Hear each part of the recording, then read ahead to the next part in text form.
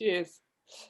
Which is on the 17th, which I'm sure Lucia or someone will drop the meeting link into the chat, which you can all attend, which we're having a couple of speakers, one who you will definitely have heard of, which is Qatari Spivak, who's going to bless us with their presence.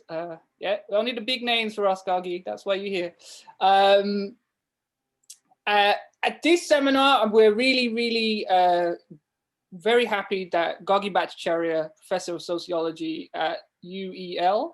Do we even talk about them? Do I no? Yeah, okay. Has come to join us to talk about racial capitalism, and the most hilarious title to the title, which I'll put up in a minute when I share the screen. And we're really blessed to have Gagi here. Gagi is a wonderful scholar, most, I guess, synonymous now with this book, which I have. There we go. Which is called Rethinking Racial Capitalism, which has become a kind of touchstone book in the racial capitalism literature. And as you know, racial capitalism is the buzzword concept at the moment. Whether actually people know what it means, I don't know.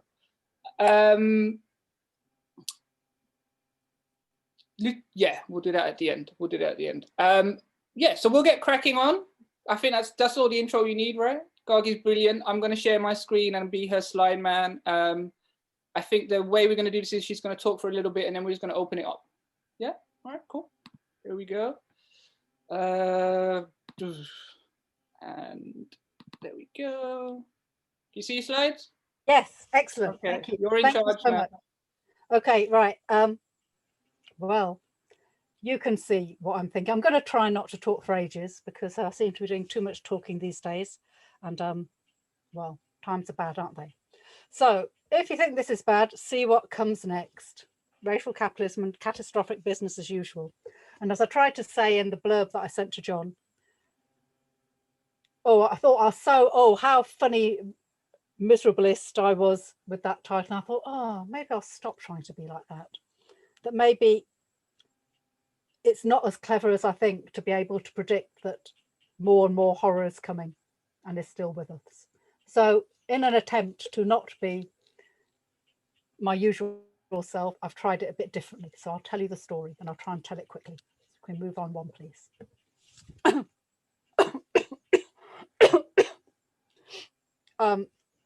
For some time, I've been working, for a few different projects, working around trying to think about how inculcating despair is a particular political historical moment, particularly for places that may have been thought of as broadly social democratic previously, so that the inculcation of despair, I think, is a particular technique of power in spaces that still have a fantasy of themselves as meaningfully democratic. And so I think that machinery, which I think was very much ramped up actively and concertedly through the years of austerity following 2008, is all there, ready for reuse and repurposing and extension in this time of pandemic. And I think technologies of despair operate in a way that they train us to lower our expectations. The making the population feel bad is itself a kind of technique of disciplining and exercising of power. And I think we've got to a point in this country where any slight suggestion that the state could deliver anything functionally is like, throw up your hands, what a fool you are, ha ha, who don't know anything. Even that no training people in despair might be. And I'm going to say something about racial capitalism in relation to that. On to the next one, please. Oh, poor internet connection. Oh, right, there we go. Linked to that, as John has said, I feel a bit embarrassed about this. I think it's a bit embarrassing when you work on something and then suddenly it becomes this year's birdie song, and then 3 years later it'll be like, oh, what's she still doing the birdie song for? And you have to say, no, that was my work. It wasn't just your summer holiday song. I also think that we kind of bum off a lot of good phrases and concepts by the way that academic fashions work. I don't know what we can do around that. So there's something going on with the institutionalization of racial capitalism talk. I didn't think I'd live to see it, and yet it's happened in a kind of almost overnight. It's like, oh, people who could not previously neither say the word racism nor the word capitalism want to talking about racial capitalism all day, every day. I think, oh, that's something going on, including in the not very pleasant spaces we work in. I think at its very worst, some of the ways that the debate about racial capitalism is framed can seem to confirm the despair that the state is throwing at us. So although racial capitalism as a kind of mode of debate and a set of work operates to try and reintroduce a broader historicization of what capitalism is and how we see it, sometimes, sadly, I think perhaps more often than not now, instead of historicizing our collective understanding, it can become something like an assertion of the timelessness of racialized dispossession. What you learn, what the critique, especially the not very well read, I don't want to say that, but the perhaps too quick critique of racial capitalism in the political space, in the seminar, in the kind of poorly conducted debates of online life, what the assertion of the reminder of racial capitalism can be to say, oh, you don't really know the histories of capitalism, don't you know it's always racism? So what we learn from that, all of us, is that capitalism might change, but its racism does not. I'm not saying any of us with more scrutiny really believe they have to be an EJ, wouldn't you, to believe that? And yet we talk to each other too often, I think, as if that is what we believe. Capitalism might change its techniques, change its geography, moderate how different forms of accumulation happen, change how labor is organized, but the racism is the racism we knew, or it's an only slightly repurposed racism from primitive accumulation. It's only a slightly repurposed racism from the Atlantic slave trade. It's only a slightly repurposed racism from the violent histories of imperial conquest. I'm overstating it a bit, aren't I? But I hope you understand what I'm saying, that the absolutely honourable wish to reinsert a global consciousness of racialized violence in our understandings of capitalism and capitalist history can operate in a way as if racism has no history. Everything else has history, but racism, that in the end, the story is always the same. Actually, not many of you in the room know me, but the few who do will know that's not an argument I like. Leave it, So let's move on to things I do like better. I've tried a few ways about kind of the sound bites that will help people understand why you might think through the framework of racial capitalism, what that phrase means. So I've been running this one for a little bit. So racial capitalism as a sedimented history of dispossession. So what, and other people, again, you're not my usual crowd, people who know me better will know that I like to say racial capitalism is a question, not an assertion. It's a question about how does a system that dispossesses but seems to unify also operate through proliferation of difference. So one of the things that the framework of racial capitalism has sought to do through different kinds of work is to register the impact of historical legacies on economic actors and systems in the moment of interaction. So it's another critique of economic theory in that way. Even now, if you go and get taught economics, again, apologies to people, real economists in the room, economic theory will still act as if even, you don't have to be a kind of neoliberal kind of economist, as if the moment in which the economy happens is in the moment of one or other transaction. As if every economic actor is interchangeable, as if there are economic logics which happen regardless of the histories of the actors and of the location. Racial capitalism says, not sure that's how economic life really is. I think the histories that make us and make our spaces, that's also in the game. Someone's mic is so loud. I'll deal with it, hold on. It's not mine. Someone is in a wind tunnel without knowing it and doesn't know we can all hear.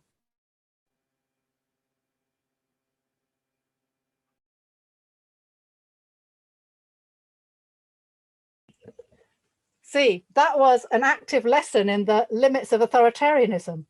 Can mute everyone, but you mute the speaker as well then, don't you? That's not what you wanted. Anyway, gave me some limited autonomy to speak again. And I know how limited my autonomy is. So racial capitalism says, history really makes economic actors as well. And it's not any one history. The cumulative history of dispossession also makes how the instances of economic interaction happen. For us right now, you don't have to be a scholar to know this. You just read a bit of the news. But it's Blockhouse, you noisy person. Hi. So for us, you know, how past or ongoing process of dispossession set people up to be the first and worst victims of each new catastrophe clearly has been set not in the moment of the catastrophe, so not in our biological predisposition to be more likely to catch COVID or something about our inability to follow rules, but instead the cumulative sedimented history of different forms of dispossession, which manifest themselves as more likely to have comorbidities, more likely to live in worse housing, more likely to work in the most vulnerable kinds of labour market, more likely to come from generations in which people have been poor and have the physicalities that being poor for generations mean, more likely to have migrated in order to overcome that poverty with all of the physical vulnerabilities that migration can bring. That's something like, yeah, racial capitalism says, don't look in the moment about why some people catch things, look at the sedimented history that brings people there. And absolutely, I'd sell that to anyone. I think that's an absolutely necessary disruption of the fictions of economics. Necessary not only for political reasons, just for good sense reasons. You can't understand anything about the world unless you understand something of that. But, even though it's absolutely good sense, it can become dangerously close, becoming deterministic, as if that sedimented history will always tell you the answer, that the answer is be before the event. That's always bad news for us. Next slide. Right, so this is the end bit when I'll try and tell a few jokes. Not the funniest jokes I ever told, but I promise I'd give it a go. So let us try to come from some other angles, because getting free also demands that we think in ways that are deemed ridiculous. Another day, maybe not with you, I'll try and sell the importance of being ridiculous for any liberatory project. Before I did write redonkulous, like everyone with small children, anyone who's watched Shrek will know. That matters. Our ability to be ridiculous even to ourselves is partly how we can stretch our intellectual capacity to see into some other space. I'm really going to try and take one thing from me, take the value of the being ridiculous to yourself as part of the project. On to the next slide, please. So 3 things, unlikely suggestions, in an attempt not to be on, even if not maybe still a downer, at least a different downer than I was before in terms of catastrophic business as usual. So first, unlikely suggestion. They, the other side, those who hate us, those who rule us, they're being crap on purpose. I don't know if that's even an unlikely suggestion anymore, but I haven't seen people say it as overtly as I'm saying it. I think it's worth us thinking a little bit about whether a kind of performative ineptitude or incompetence is itself its own technique of power, perhaps building on it, extending the inculcation of despair as a particular moment of very odd statecraft in this country, not only in this country. This highly trumpeted inability to do anything or to do it effectively really works. It works to pacify the population. No hope, what can we do? No one to come save us. And it erodes belief in the effectivity of institutional responses to anything. Now, we may have a critique of the institutional response, but I don't think we can afford to give up on the idea of the collective coordinated response, especially in the realm of public health, but probably also in the realm of all kinds of other collective delivery. Boris doing that helps to persuade more and more people that there is no such thing as an effective institutional response, regardless of who the institution might be accountable to. I think we ought to at least give that possibility some headspace. That concerted effort to lower expectations and dismantle trust and confidence in institutional responses of any kind, and this, I'm just saying it, but I know everyone in the room knows what I mean. Of course, what it does is it further embeds anti-democratic tendencies, which are already there. I'm not saying it causes them, but it uses the kind of theatre of electoral politics to kind of tell us to forget about democracy. Forget about this liberal democracy, forget about any other kind of democracy, because look, there's only buffoonery. And I really think it's working very well to increase the sense of disempowerment amongst far too many of us. I know that COVID compounds that. Being fearful and shut in your house, if anything, would make people feel disconnected from others and disempowered, and yet it's already happening. These kinds of willful displays of incompetence, as if even like not hidden, look at me.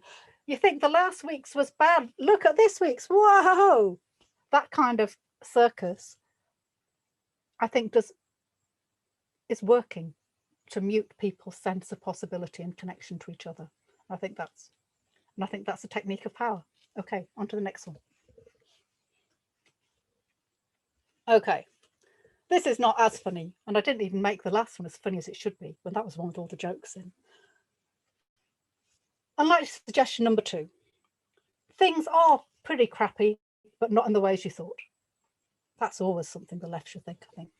So yes, things might continue to be very, very bad. You can see the badness all around you. You can measure it. If you're someone who talks one, you can interview it, whatever your chosen method, but not necessarily in the patterns of badness that we know. Remember that one of the things that is dangerously close to being deterministic about a popular take-up of the terms of racial capitalism is the idea that we know all the answers of how things fall out before we get there. Because the answer is always it's racism what done it. The answer is always the secret of capitalism is racism. And the racism that you identify through a certain kind of popular take-up of racial capitalism it's always these 2 or 3 big global structures. It's always the same. As I've said here, as if every mutation of capitalism remakes racism in identical ways.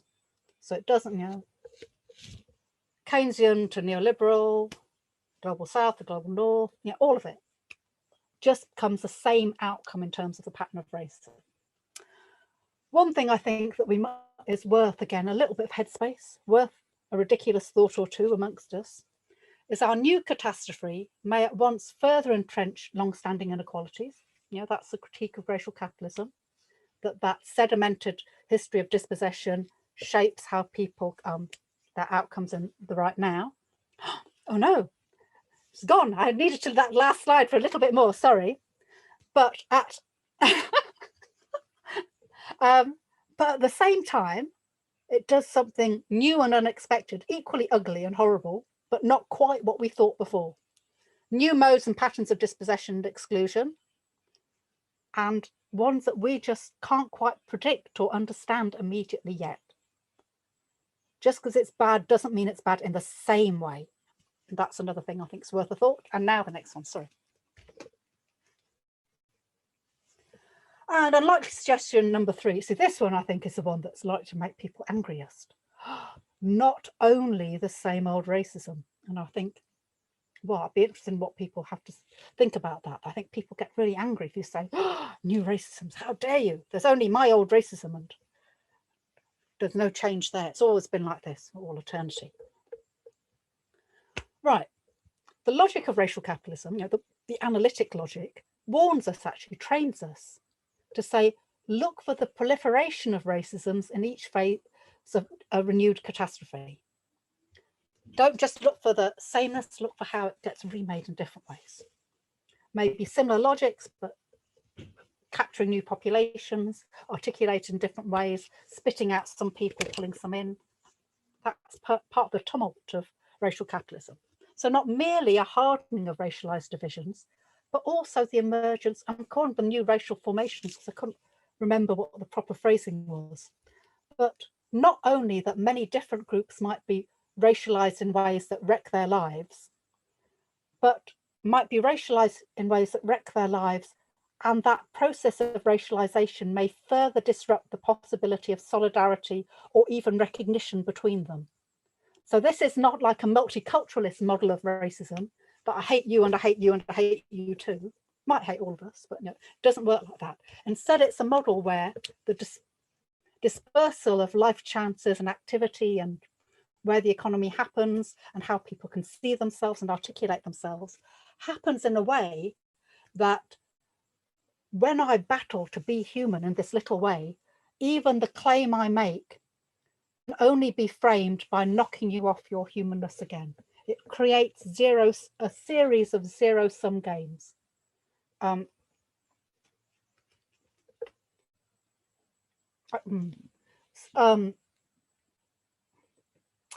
guess some of the stuff that has the attempts around the racialization of migration are like that. Some of the more established debates about that are, how do we think about an anti-racism for people who've been brought to a space by force through enslavement or indenturedness, alongside that space being a settler colonial space. When you make the claim for humanness for those who've been brought by force, the basis on which you can make the political claim for those brought by force seems almost impossible to articulate without accepting the terms of the settler colonial state, which is based on the Eurasian genocide of those who were there first.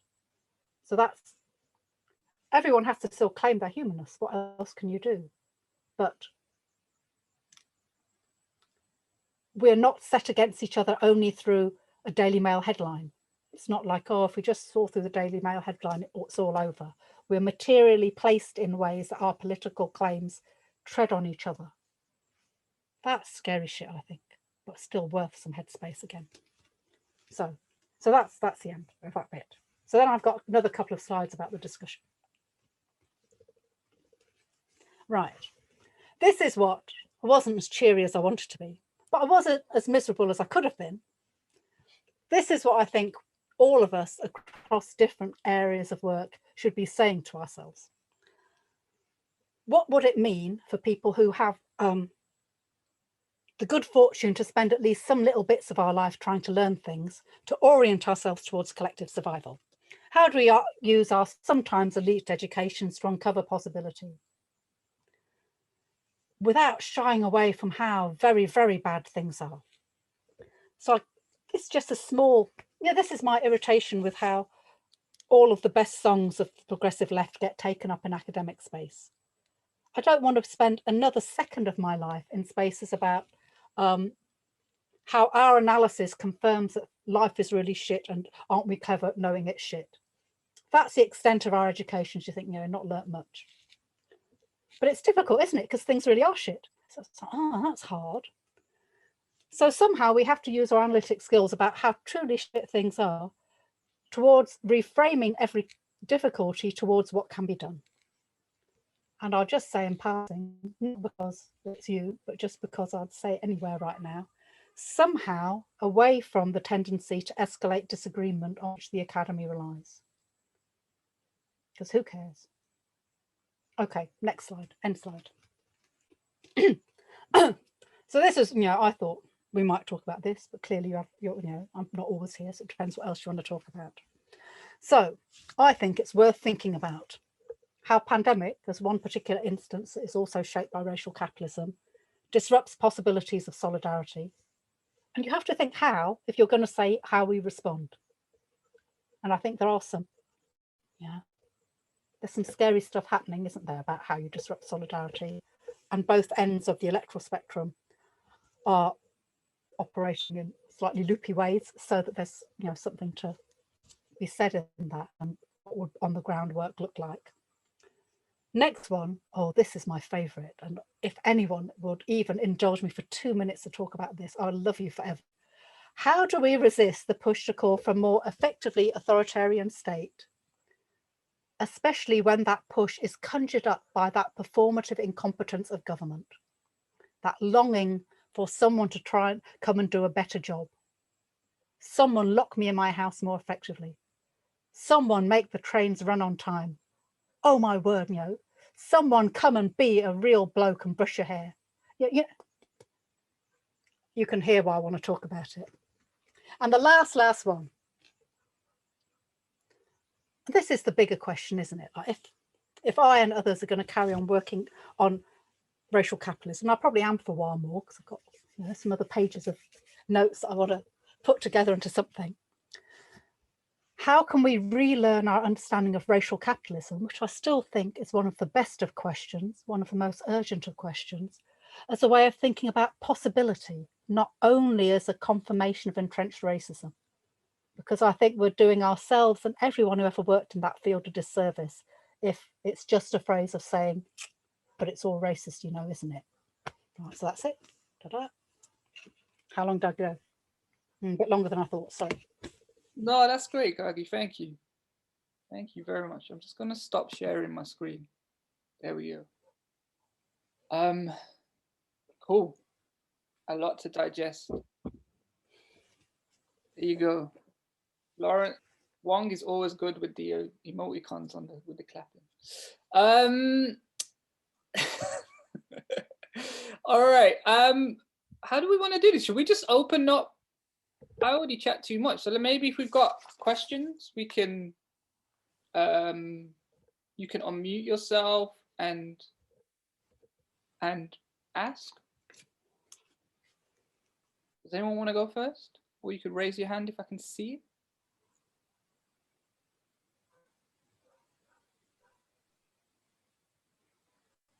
Are we all thinking? Shall I ask some questions? I think you should. Well, Alex is dependable and has always got a question. Alex Kalinikos. Hi, thanks a lot for that. I just want to ask, I just want to be clear about what you're arguing, or what you were arguing in the earlier parts of your presentation. You have this great phrase about performative incompetence, which fits our Prime Minister, God bless him, or not, perfectly. I mean, here is someone who's made a style, has developed a political style, which is based upon his messiness, his vagueness, his untidiness, and so on and so forth. This is very much part of his political persona. And this is an important kind of survival technique when he's in trouble. But so I think if you're talking about that, that's great. What I don't find plausible, but maybe I'm misinterpreting you. You're saying the general mess, the vast murderous bungling that we're experiencing is a conscious adopted strategy. And that just doesn't seem to me plausible for two reasons. First of all, if we're talking about the pandemic, we're talking about a phenomenon whose boundaries we haven't reached yet, as is illustrated by the new variants and so on and so forth. So willed incompetence in that situation is an extremely dangerous tactic. I mean, it might be something in certain circumstances a government might adopt, but I don't think it's their first port of call. Secondly, if we look at what's happened over the row about vaccine supplies, Britain versus the EU, all that stuff, what we see is a classic case of the blame game, where different governments are trying to shift the blame onto each other. The Brits onto the EU onto the Brits, and with corporations being thrown in. That suggests that they think there's a price to appearing incompetent. in quite a sort of traditional sort of way. We will be punished politically if we mess up. Now, maybe thanks to Keir Starmer, very wise leadership of the Labour Party, Johnson may be exempt from that, but it doesn't seem to me that's true of governments across the board, or certainly they're not behaving like that. So, you know, maybe there's a functional logic that leads in this direction of some kind, although that would need elaboration. But I don't see the performative incompetence as a willed strategy. Sorry, that's more of a comment than a question, but I'm feeling my way in terms of trying to understand what you're arguing, really. Sorry, I'll stop. Thank you. Okay, thanks for that, Alex. Maybe I'll take Virginia's question on top of that, and then you can do both of them. Is that okay? That's fine. Virginia?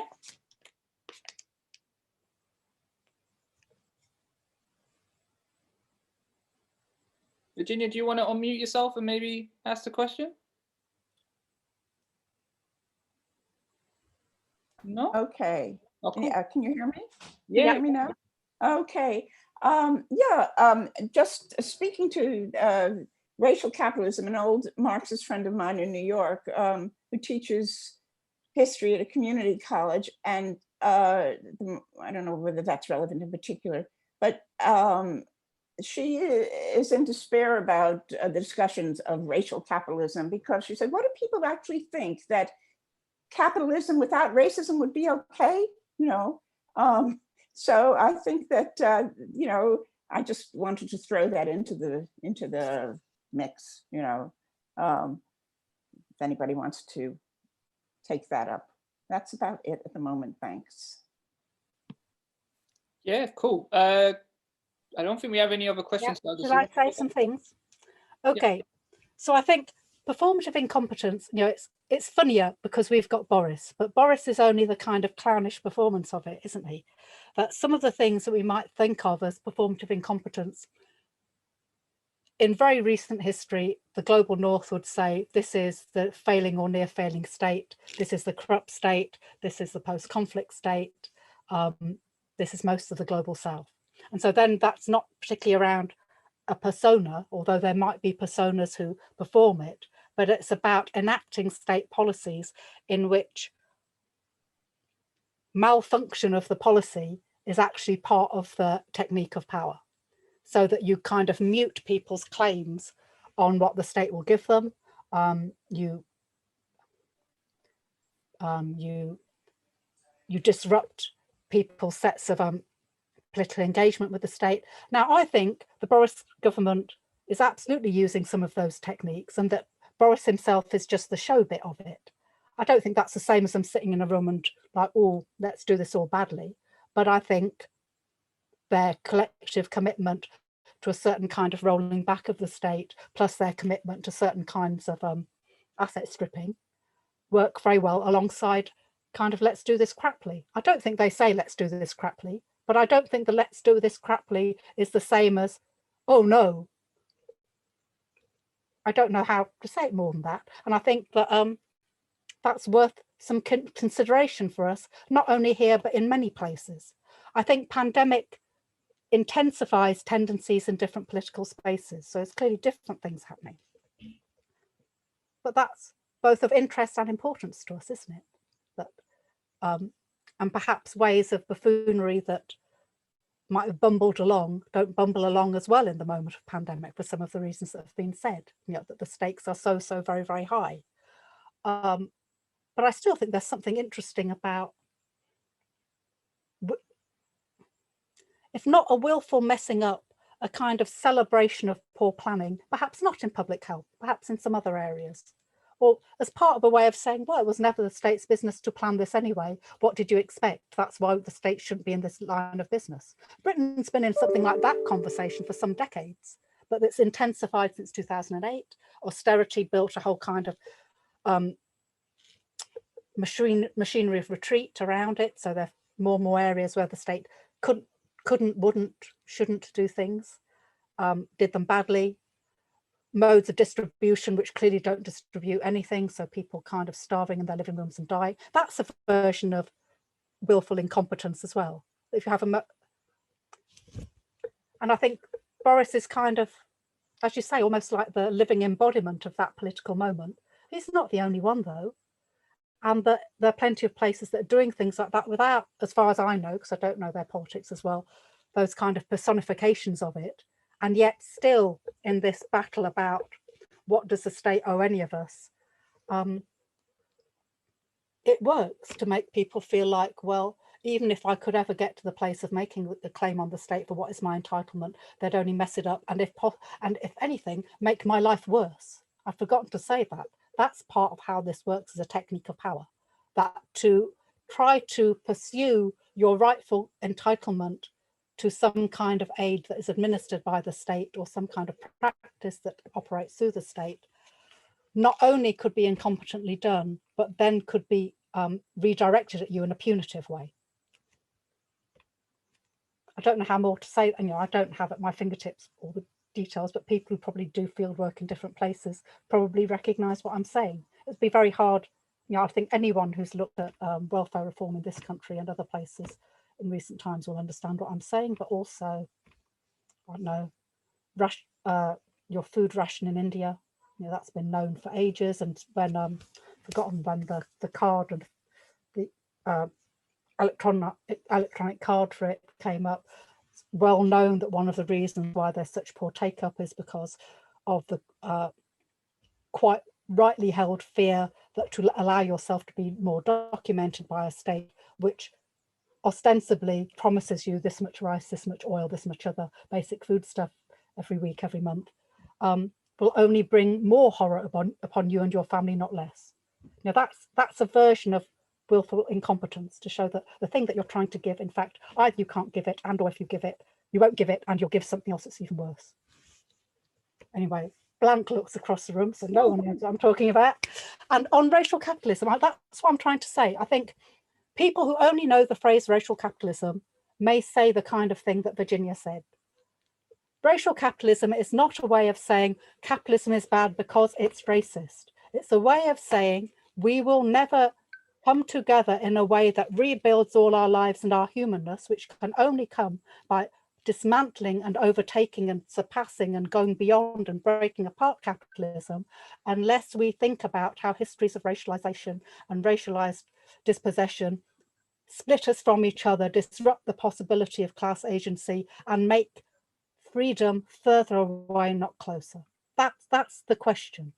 And racial capitalism is not an answer to that, but it's saying we're never going to get there unless we hear that question and say it to each other. That bit I think is well worth saving, because I don't hear any good answers about that yet. That still doesn't seem to me beyond that question. It's got a very dark way. I'm going to put another light on. Well, I'm just going to pull out some comments in the chat actually that were about my co-chair has wonderfully brought my alert to. Phil Chandler says, perhaps the performative ineptness is taking the form of not caring when initiatives fail, such as track and trace. There are no consequences for handing out huge amounts of cash for useless PPE. Who's next? Is that Sean Airy? Perhaps we're not so much looking at a more effective authoritarian state, but a marketized state. When there's incompetence, it's a reason for the state to make more markets. And lastly, Layli says, performative ineptitude enabling the failure of the NHS allows for the state to make calls for privatization. That is the cost of incompetency. All right, I'm going to take, if anyone wants to follow up on that, just let me know. I'm going to take a couple more questions, Eva and Fraser. So Eva first and then Fraser. Yes, I mean, mine actually is very minor and relates a bit to what has been said in the chat. Thanks so much, Gagi, for a lot of things to think about. But I wanted also to ask something in relation to what you said about the authoritarian state and how we should absolutely resist it. How does that relate, or does it relate, or should it relate to, how do we reconcile simultaneously resisting the authoritarian state, but possibly calling for more interventionism in the economic sphere? Because there's always this duality. And I mean, the language of emergency, for example, is usually used to deal with both, like the political crisis, whatever, or the economic crisis. And I just wondered if you if you view the two in the exact same ways, or a strategy should be different depending on the area. Thank you. No, I really hear what you're saying, and partly, you know, I'm asking the question of myself, because although, you know, you can hear in the way I talk that I'm suspicious of creeping authoritarianism, and I think it can come in many ways, including through the economic sphere, as a kind of a good for you, told you so kind of model. I also find it hard not to long for it, and as you say, especially in realms of economic planning and service delivery. You know, I think it's hard. You know, how can you live in our moment and not wish that someone would come and do at least some of these things properly? So I don't really have an answer. I just think I partly think that the strange techniques, and of course it's a marketized state, but I think the marketized state has different incarnations. This kind of particular moment of the marketized state both makes us feel disempowered and makes us long for authority, but that also feels like a bit of a headfuck, you know, like it's meant to get in our heads in that way. So, you know, what do you want? Do you want more police? Come and arrest your neighbours? You know, all of that stuff that's part of this moment. Like, so, but it's like a kind of breaking in of us to accept different kinds of strange initiative. If you looked at the policy initiatives, not only here, and they're all kind of on the hoof all over the world, you know, and suddenly the powers that the coercive arms of many states, you know, that they're taking quickly. It's like, because, pandemic, you kind of think, well, not only, firstly, not asking our consent anyway, so it's not about, oh yeah, did you vote for this? No one voted for any of this, no one's manifesto. But it remakes political consciousness as well, I think, about who you look to. Our attitudes to authority. So our attitude to authority, if we think pandemic policing is, what does that do to our other kinds of ideas of the punitive and carceral state? You know, it softens up our relations in different ways. And I find that a bit, you know, I'm not promoting an easy anti-authoritarianism. I just feel very uncomfortable and think maybe people would wish for something better, should at least that to each other as a beginning point. Yeah, no, and I think a really good example of that is the debate about closing borders, right? Which is permeating discussions of the pandemic. And you see very scientifically orientated now public intellectuals like Debbie Schroeder and people like that saying, close the borders. And I'm sitting there maybe on Twitter thinking, no, don't keep saying that. But yeah, that's a classic example. All right, Fraser, you're next, my friend. Hiya. I was wondering what you thought about the idea that rather than a deliberate strategy, the incompetence of the governing class is kind of a function of the fact that the organized left isn't really there to contest their control of the state and to contest their power. And that, like, if there was a historic competence, it was kind of a function of having to outdo the left. And whether you can kind of see the failure to deliver these entitlements to state aid as a function of that. So there isn't a political force that's able to exact a political price from the Tories for the failure of test and trace. And that's wondering kind of what you thought of that and how that interacts with your idea of performative incompetence.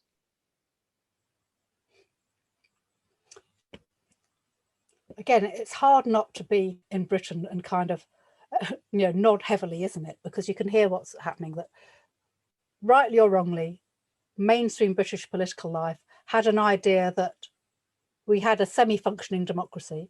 I think we should question that, but had some years in which some minimal gains were wrested back through a combination of organised labour and electoral politics. I don't want, who would want to underplay that as they get stripped away from us? Certainly issues around small redistributions through welfare, certainly the quite significant protections around labour experience, all of it.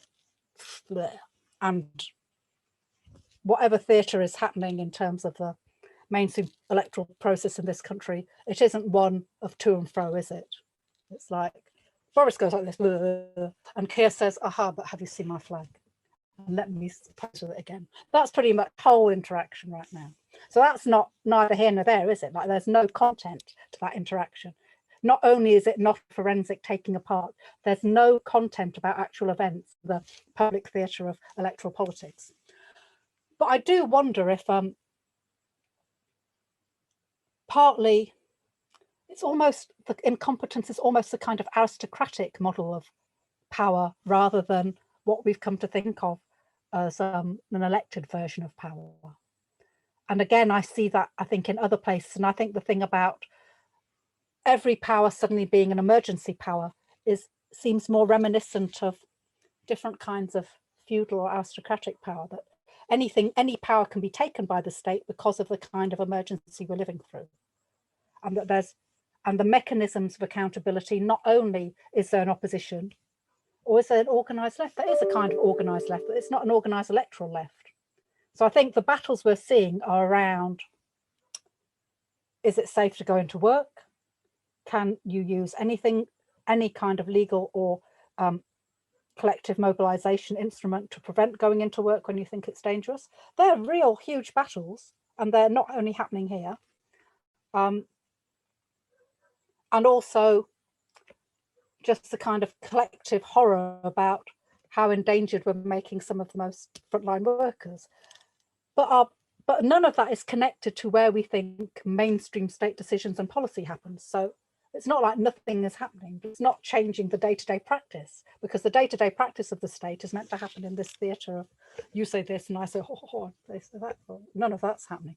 So I don't know. I don't think it's because I think there's places where there's better oppositions and there's still a different version of performative incompetence, because I think there's something about dismantling one moment of a kind of slightly redistributive state in this moment, not everywhere, but I think it takes on a particular, it's a bit more off the leash in its performance here. Now, I know Alex said, oh, look, but they're trying to shift the blame. They kind of are. There's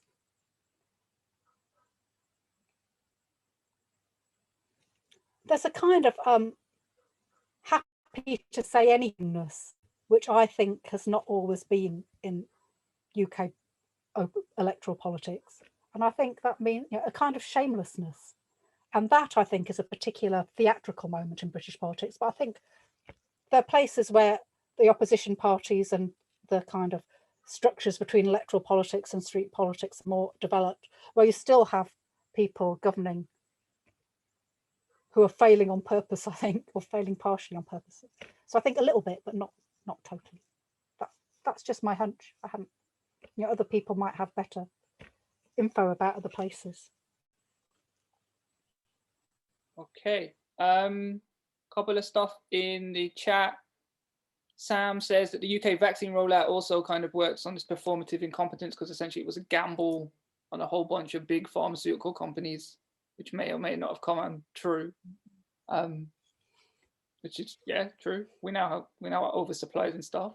And Sheila McGregor says the government has been pushed back over school meals, over opening and closing schools, etc. So there's some successful opposition from below.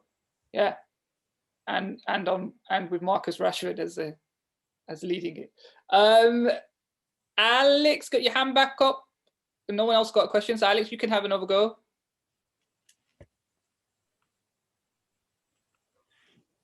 Sorry to come in again, but I was trying to clarify what you're arguing, and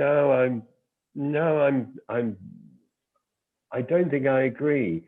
I mean, I think I don't, not because I'm not pessimistic in all sorts of ways. I mean, I think this is the most profound crisis because it's biological now, as well as economic or political or ideological or racial, but it's all that as well. So I think it's a very, very grim moment, and if anything, getting grimmer. But I mean, I think let me just say something about the state, because I think there's a combination of things happening. It's true, and we see this particularly clearly in Britain and the US, that the neoliberal era has seen state capabilities so stripped down that even when they want to operate to exercise emergency powers effectively, they can't do it very well. And as someone said in the chat, track and trace here is a very good example of that.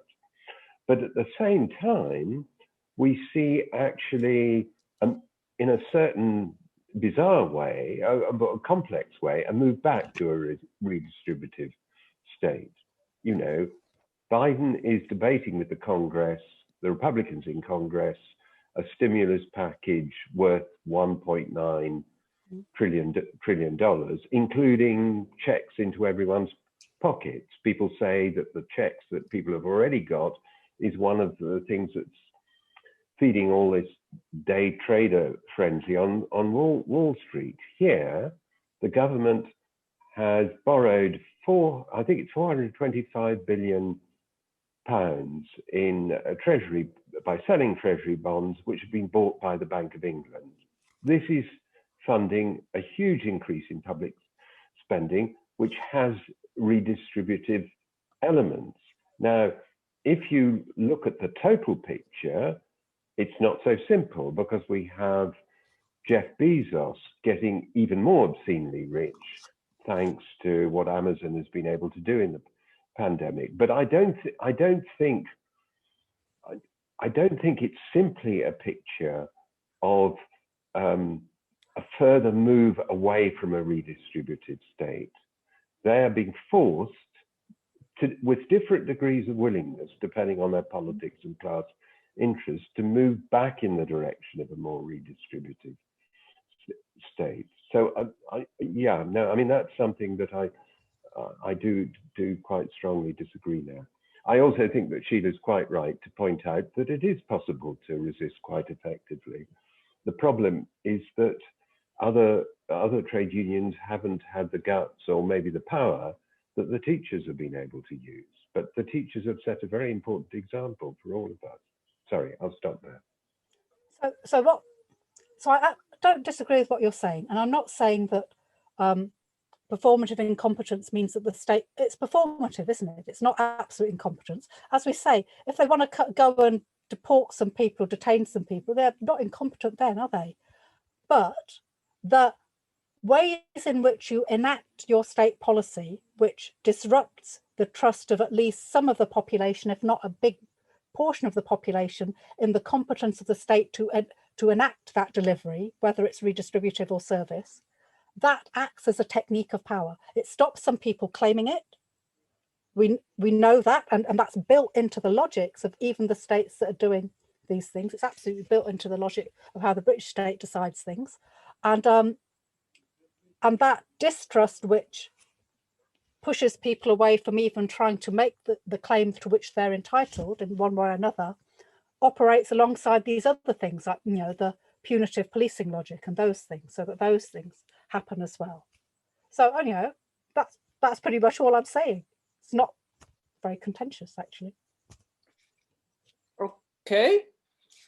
Well, I mean, come on, Gagi, what you say is always provocative. It's good. Yeah, provocative is not contentious, though, is it? All right. I'm going to abuse my role as chair. I got loads of questions. But I want to maybe pull it back a little bit to the racial capitalism stuff on how we, because I think that the stuff you raised at the end is really, really important to how we understand the concept. Because honestly, this is like one of those things where everyone uses this term, but I'm not sure they've actually done the reading or done other than seeing it on a tweet, right? So no, I mean, it's really annoying. And I just want to go back to this idea of racial capitalism as possibility and the theorization of racial capitalism as possibility, and what that possibility is to re-theorize how A, exploitation was happening, B, how we got to where we got to, and C, how we then, you know, and it's all brought together in your three last points, is what is the solidarity once you realize that kind of re-theorization of how the world is structured, right? And it's like, is that possibility in the pandemic? Because racial capitalism is fully exposed in the pandemic, in the sense of the people who create value are normally racialized subordinates who are migrant backgrounds or BME community, and essentially the other half of the working class that in a sense wasn't left behind in the traditional sense, but was actually fully exploited in a service-based, flexible, you know, all that good stuff. How do they become part of a politics, right? Because that's the possibility of racial capitalism. And it's really, when I read Cedric's book, Robinson's book, which has lots of flaws in it for me, but you know, the one thing, and it's something you end your book with, is, you know, that phrase where he says, like, for now we must be one. You know, that wonderful phrase about we must act as one. Yeah. What is that? How is this moment? How does racial capitalism offer possibilities in the pandemic for us to be one, or does it? Like, does our theorization and use of racial capitalism mean actually that we don't end up as one? That it's more likely we'll be splintered? What do you think? And well, you know what I think, not everyone in the room does. I don't think it's the talk that's splitting us. I think it's the world and capital that's splitting us. The question of racial capitalism is saying, however much we may wish to be as one, there are these real material forces that militate against that. And they're positioning us all in ways that the struggle to survive and to articulate some sense of self, you know, to be a political agent is happening in a way that is very, very difficult to see the others to which that is happening to. That's the kind, you know. So it's not saying, oh, capitalism teaches you to say bad racial slurs. That's not it. It's saying capitalism inhabits racialized divisions, accelerates racialized divisions, proliferates racial divisions, because that works. And we all get fucked, but we get fucked in different ways. That's what I'd say the summary is. So then what does that mean for many of us who may have been trained both in scholarly and political life to strongly believe that there is an almost with us unity of all of us? That, you know, why capitalism can be overthrown is because despite itself, it throws us together. Why can capitalism be overthrown? Because despite itself, it makes us into a class subject together. Racial capitalism says, yeah, but doesn't say it can't be overthrown, but it says there's some bits in the journey to how we become a collective subject that need to be reckoned with. And so right now we're reckoning with a particular kind of split in the journey, aren't we? And I think there must be ways of us explaining how the analytic framework of racial capitalism tells us why is it that, as you say, far from being left behind, some people have been pushed right forward. Left behind would be a fine thing. Out of my Deliveroo job at 5 in the morning, you know, think, whoa, nothing left behind there. And that those are the people who are have the highest rates, the highest death rates, the ongoing, how that then can be articulated against quite different sets of grievances and experiences of classedness in other geographical locations quite close to each other. You know, that even, you know, drive out to Southend, you take about 45 minutes from my door, that's a very different patterning, isn't it, of how classedness and capitalist violence works. I think our job is to try and tell the story of racial capitalism that says not the same. Just saying, hey, yay up the workers, we're all the same, that's not sufficient. But to say your life is rubbishy in these ways because of a capitalist violence which is connected in some way to the capitalist violence that makes my life rubbishy in these ways.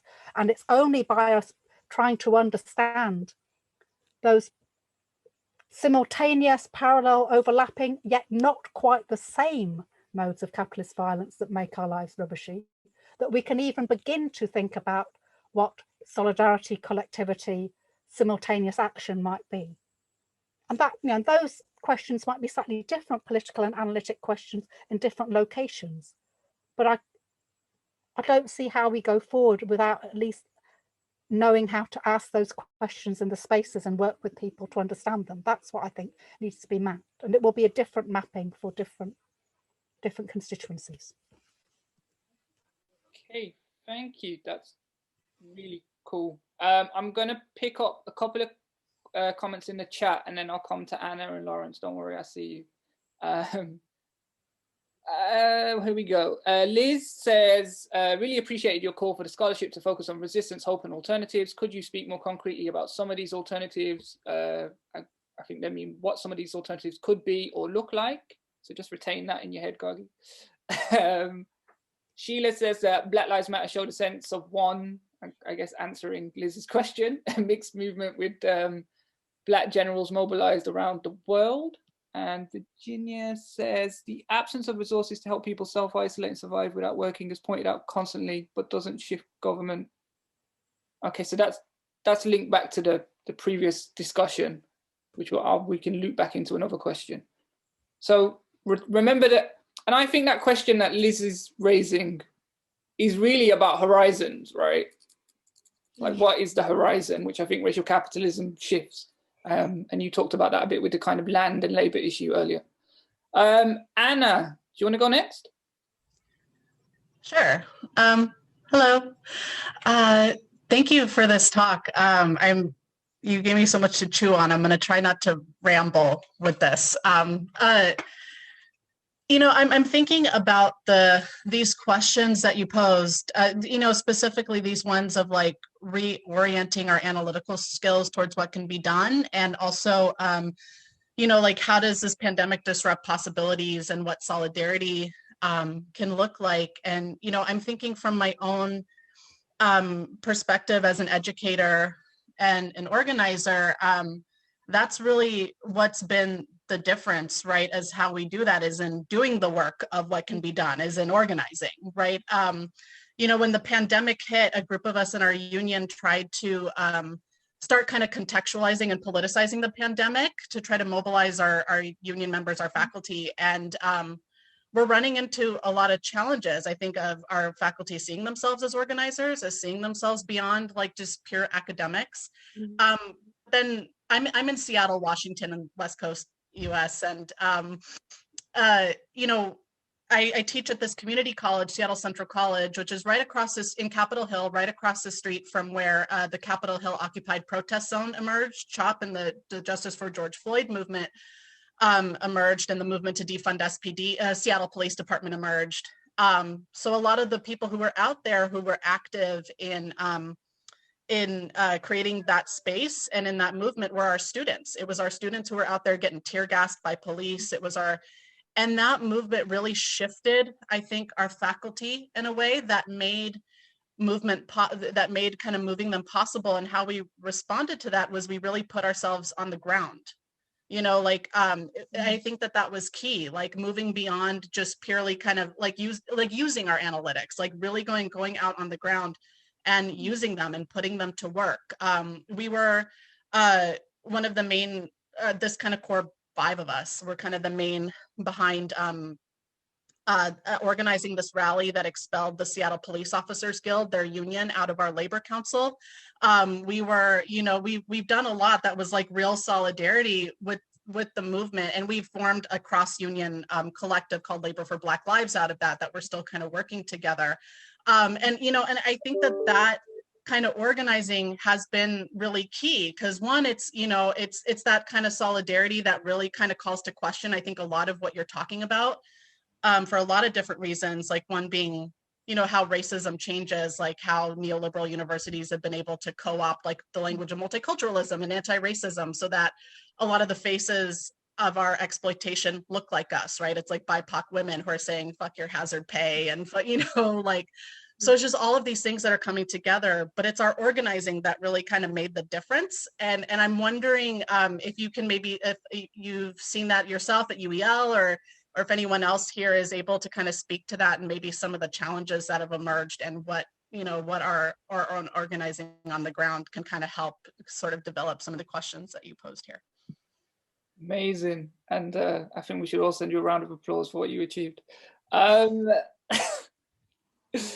I'll take Lawrence. You want to ask your question? Yeah, my question really, just after listening to Anna, really is over our little split here about Ireland. I was thinking, in America, you have the ballot box, but when are you going to take up the bullet? Because the bullet and the ballot box was actually something taken by the Irish liberation movement. My second question really is about, despite all this chaos that we have here, I thought recently, I don't know if people are asking these questions, Gargi, but are they saying that in Myanmar today, we need to break the iron fist and burn its velvet glove? Because before it was always our darling Aung San Suu Kyi and those terrible generals. But after 5 years, what do we do? Yeah. So I'm asking, when you talk about questions that people are asking, I know our media will never say that, okay? That, we should break the iron fist and burn its velvet glove. But in terms of the people who are looking the whole thing on the ground, how do students, how do the monks, how do the various minorities and workers in Myanmar unite? And they have to do two things. Otherwise, how do we address the questions of the Rohingya in Myanmar? We can't just say, get rid of the break the iron fist, but let's restore the velvet glove. I'm thinking, saying all these questions. So are they talking about, that's it. Okay, thank you, Lawrence. It's kind of not normal for not seeing you in the garden. Normally where you observe these seminars. Gargi, you want to go for it? Okay, yeah, no, thanks so much, Anna. I thought that was a great contribution, kind of puts us back more in the space. And I feel a bit worried by people saying, yeah, well, just tell us what to do. I think that's a misunderstanding of the role of these spaces. That, if you come here for a program, I think there is something of value for movements for change for some of us, and hopefully all of us, to have more space to reflect and learn together. Because I do think knowing stuff changes what you do. But I also think people who've got time, even little bits of time to learn and reflect, need to learn to do. And not everyone has to do everything, but the idea that there's anything we say here that is, the answers are made, as Anna said, in the doing. And that doing is shaped by the location of the struggle that you can be engaged with. That's true for all of us. Don't be too precious to do. I think sometimes, and this is partly what I think about my irritation about the too quick take-up of terms like racial capitalism, is that there are things about, I think universities got great potential, but which they never reach, of course, because they're owned by someone else. But that what people get trained in is less and less confidence or enthusiasm in their ability to do. There's a kind of training out of your own political agency, even if you've read all the books. Sometimes, most of all, if you've read all the books, because, oh my word, doesn't fit the analysis on page 39. You think, I'm not sure that any of us should be in it for that. Reading has its role for us because reflection and understanding the world is part of articulating a collective movement in spaces and transnationally. But reading's not all of it, is it? It's also about how the reflection helps you orient yourselves to others. And you have to orient yourself to the others in the spaces where you can do something. And I think that's not about being an academic, is it? That's like being a human. Be as human as you can in the one life that you've been given. Because what else is there? And I forgot what I was going. Oh, I don't know about Myanmar. I can just watch the news the same as you. I think that is interesting, isn't it? And it's not clear to me whether even the anti-military movement in the streets of Myanmar is anti-racist and anti-nationalist. I fear that you can have a liberatory movement that is against a military coup and still think, yeah, it's fine for those families to be on the beaches in Chittagong, let them die there. That's what I fear. And that's a bit like what I'm saying about the proliferation of racisms and dispossessions, that even as you make your claim to not be ruled over by a violent military, you do it on the human rights of the Rohingya.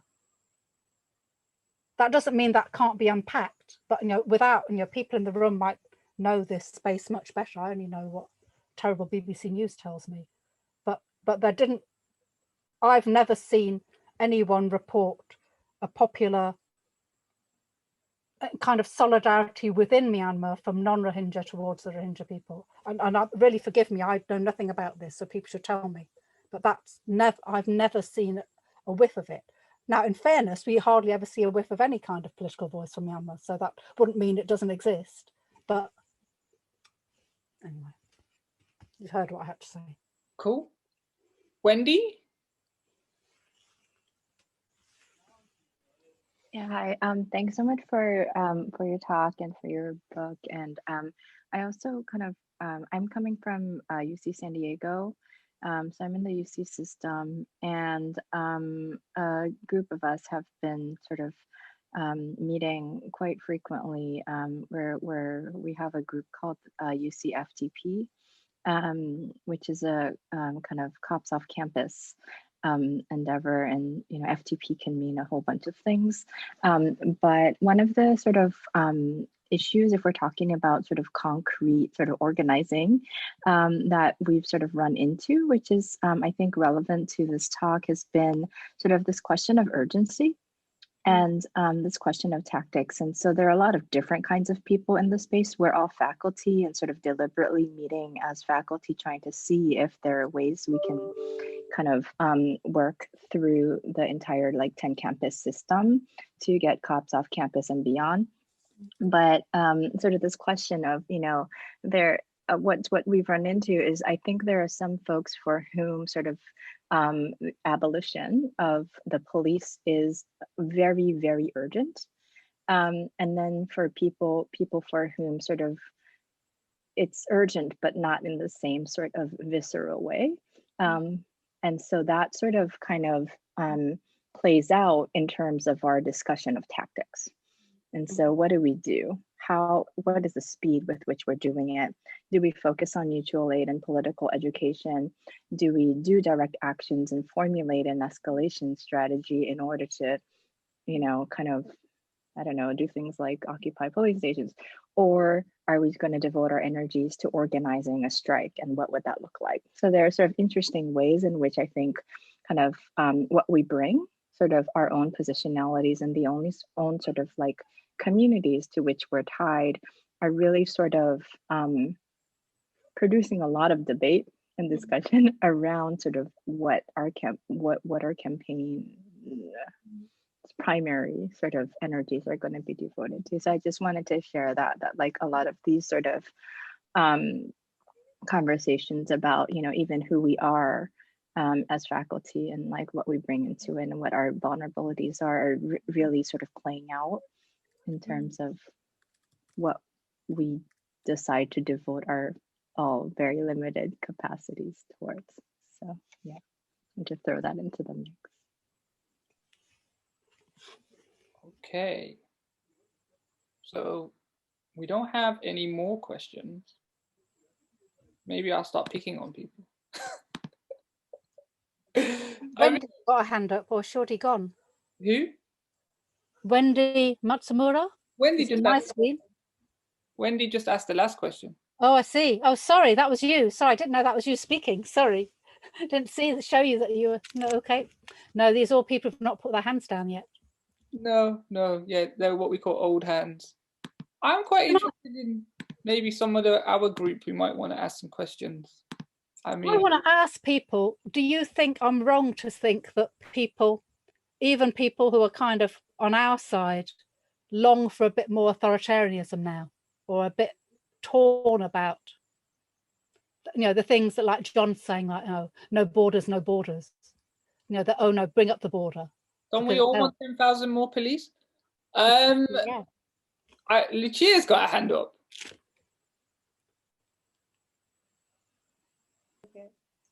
Well, I don't know about authoritarianism, but I know that Lea Ypi, who is in our group, published an article on the dictatorship of the proletariat and the actuality of the concept. So maybe she wants to respond to this point. Anyway, I wanted to ask a question about what you said at the beginning about the concept of dispossession that was quite central to your talk, I thought. And I agree. I mean, I think that there is a lot of emphasis on processes of dispossession today.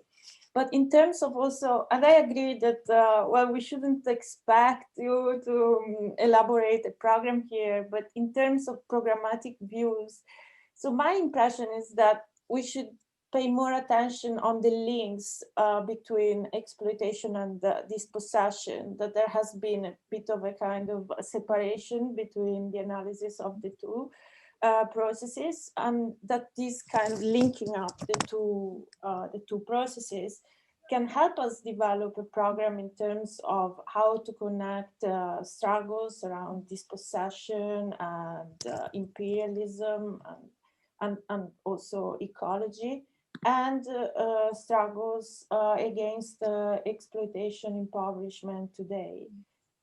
I'd like to hear No, absolutely, yeah, and I think you're right that if racial capitalism as a framework has a political usefulness, it's a way of narrating and explaining to people who are positioned differently. Certainly, as you say, what's the linkage between what we think of as wage exploitation, what we think of as economic dispossession of other kinds?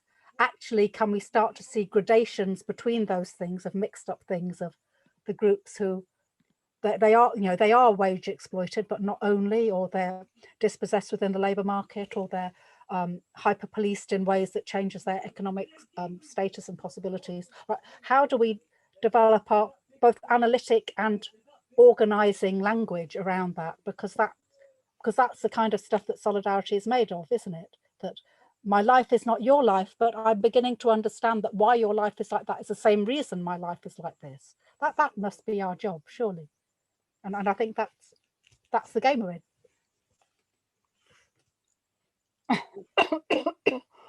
Sorry. All right. Anyone got any more questions? Hi, I don't mind. I'd like to ask a question. I'm really sorry, I can't put my hand up, so I'm putting my hand up. You're not going to be as rude as me, so just speak. So my question is, how are you understanding authoritarianism? Does it have to be embodied in a persona of the person, the politician, or whomever? And then also, what do you think, can you unfold a bit more what the desire is for in the desire for authoritarianism? Like, does it have psychoanalytic dimensions in the way you've gestured towards, or is it also about something like responsibility? And so also, what does this desire mean in relation to the neoliberal trend towards the term responsibilization? Apologies for the term, but like, how is that also, because you're talking about a reconfiguration, so how is that some of that stuff around neoliberalism being reconfigured at the moment? Thanks. Right. Okay, let me start from, I think by authoritarianism I mean the taking of powers by state or state instruments that are unaccountable to any democratic check or other forms of popular accountability. So not at all a person, not a persona, but I think COVID emergency powers are absolutely an authoritarian push. I think closing the borders, whatever we might think of it, is an authoritarian push. I think more cops on the street, different forms of detention, putting asylum seekers in army barracks and turning off the heating. I think they're authoritarian pushes. So all of these things are not Boris on the zip wire, but instead the ways in which, because it is a real crisis, the state or agents of the state or limbs of the state take on these powers in different spheres that there's no check on. There's no space to complain. There's no space to say what you're doing. And if you're subject to them, there's very little right of recourse. Sometimes none at all. I wonder, is pandemic a kind of hyped up moment of responsibilization? I didn't prepare to talk about this, but I was interested for a while about whether we're passing out of the neoliberal era, actually, that neoliberalism is the monster of the last decade and now something new. And that some of the things that are being said, I think, are about, you know, when people are talking about different forms of statecraft before pandemic, I think the austerity state already kind of reworking some elements of the neoliberal state. I think the neoliberal state might be another phrase that's done as much work for us as it can. Even if we're still talking about the same thing, maybe we should call it something different for a while to help ourselves think more. So I think responsibilization was part of a kind of slower pace of kind of outsourcing risk to individuals and to communities, of course. Communities, look after your own. Whereas I think pandemic explodes that a bit. None of us can be a sufficiently responsible citizen anymore, and so only the authoritarian baseline of the state can secure us. Although all of that's confused again about this kind of, you know, I think the uncertainty about what the rules actually are is a form of performative incompetence. So however responsible you want to be, it's impossible to comply. That's a kind of Kafkaesque kind of model of responsibilization. I'm trying to be a responsible citizen, but who knows? And the cops say, I've got absolute power to arrest you, but I don't really know what the rules are either. You know, that's literally what the British police have been saying in certain locations. You think, that seems to me a move on from that kind of responsibilization moment. But you know, I'd be happy to be, you know, I hadn't thought about it much, so I'm not invested in that view. Right. Okay. Okay. There's a couple of things in the chat.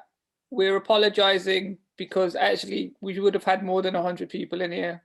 But there was a slight admin issue. I'm sorry, Sheila. And it's all my fault. So blame me. Just blame me. And we probably would have had 200 people in here. We'll just act like we did. Okay. There's a number of things I'd like to. Tanzel makes a really good point. Tanzel, can you not speak, bro? Can you not ask this question? I mean, I'll just be reading what I've said, but if That's all right. Yeah. So forgive me. I had to leave my home temporarily for some reason. So if I've repeated any of the comments or questions made earlier, I apologise in advance. So yeah, it was just in response to the point that one of the points that Gagi made earlier in terms of things for us to think about. And also it touches on Ava's point, who Ava is a friend and a colleague of mine at Queen Mary. And I've been thinking about like I'm just going to read the comment basically. Perhaps one issue is that the left or anti-racist movement has struggled to think and articulate a concept of freedom, especially during this conjuncture, but especially during this moment. One that isn't predicated on negative liberties, the absence of the interference by the state, that tends to be, you know, one that's kind of captured by the right and anti-lockdowners, anti-vaxxers. You know, this is why they're able to use kind of discourse, you know, of human rights and whatnot when they're in Trafalgar Square with Piers Corbyn and whatnot. But also a conception of freedom that doesn't enable the states to commit violence through policing and surveillance. So instead, it's one that's predicated on care, material security, and what I mean by different temporalities is, you know, one that's doesn't really care about me being able to go to the shop right now in the immediate future, but one that, you know, sustains life. Yeah. And I think that's actually a really nice place to maybe leave everything. Is that tangible possibility of something else? Gagi, do you want to just respond and then? No, I love that point, and I think that is, well, Tanzel knows me, so he knows I'm interested in this, that not necessarily programmatic, but ways of narrating what freedom would look like. That is also part of our job, not the nuts and bolts of what it looks like, but if not, I don't think we can give up on the phrases of freedom. And I think you're right that freedom is, at present, is like the right to be left alone by the state. Look, it's Tanzel. Tanzel in distress? Yes, it's Tanzel in distress. It's Hi, Abir. Hi. Sorry, that means my time is nearly up. Hansel in distress. Thanks, mate. I enjoy your WhatsApp messages, by the way, Abir. Thank you very much. But I think that conversation is more urgent, but actually kind of more interesting right now when we have this kind of crisis about what do we expect from the state? What does it mean to be in a society where some of our collective resources are meant to be devoted to keeping us safe? Actually, the state is also the receptacle for that, however much we might hate how it behaves itself. And also, how do we articulate what a meaningful freedom is? Because clearly it's not a meaningful freedom to not wear my mask in Trafalgar Square and die. Yeah, that's not the freedom I'm dreaming of, frankly, whether or not Piers Corbyn is there. So I think that conversation maybe is worth having. We should have a spin-off like Frasier and Cheers now, where we have a temporal freedoms, non-temporal freedoms group. I can see 3 of us are in. I don't know if anyone else is. Oh, that temporal freedoms thing. In many ways, that's, I guess, the kind of horizon. For me, that's what racial capitalism does. Is it shifts the horizon to thinking about what that would look like, right? I don't know why it's such a doldrum term of despair. Maybe because it's been taken up by a bunch of nationalists. But anyway, yeah, I think we can bring this to a close and thank everyone. Gargi, I'm just going to make some announcements and then I'll do. Okay, yeah, go on. So just to let everyone know that one of our members, Hamza, is running through TNI, I think, a special webinar on the Arab Spring. It's called The Arab Uprisings, a Decade on Egypt and Tunisia, and that's on Friday the 5th. I'm going to put all of that into the chat for everybody, hopefully, in a second, if I can do that. Let's see if it will work. If not, Lucia might be able to do it, and that will be a great panel for everyone. Like I said, we're back on the 17th, and we'll flood you with stuff if you join our mailing list, which Lucia kindly put into the thing. And so you get cool stuff like this. We will spam you until you hate us. And then just to bring this to a close, Gargi, thank you very much. Thank you very, very much for the wonderful conversation. Oh, thank you. Don't spam me till I hate you. What kind of threat is that? Well, look, I could never hate you anyway. We would have had way more than 100 people. That's all I have to say. We'll never know, will we? No. Well, that's the temporal freedom of knowing. Exactly. It could be 101, it could be 1001. We'll never know.